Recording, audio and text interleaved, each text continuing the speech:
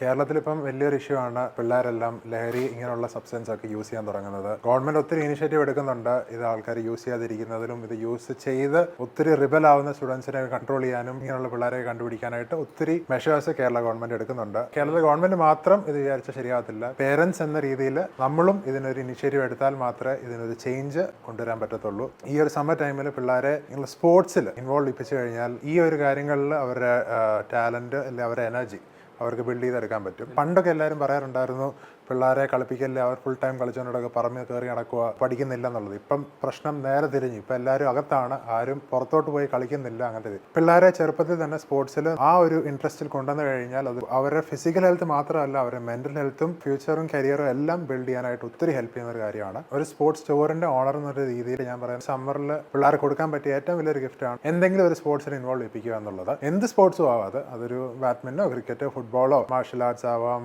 അല്ലെങ്കിൽ സ്വിമ്മിങ് ആവാം, എന്ത് സ്പോർട്സിൽ അവർ ഇൻവോൾവ് ചെയ്യിപ്പിച്ചാലും അതെന്നും കൊണ്ടും എപ്പോഴും അതൊരു ഹൈലി റിവാർഡിങ് ആക്ടിവിറ്റി ആയിരിക്കും.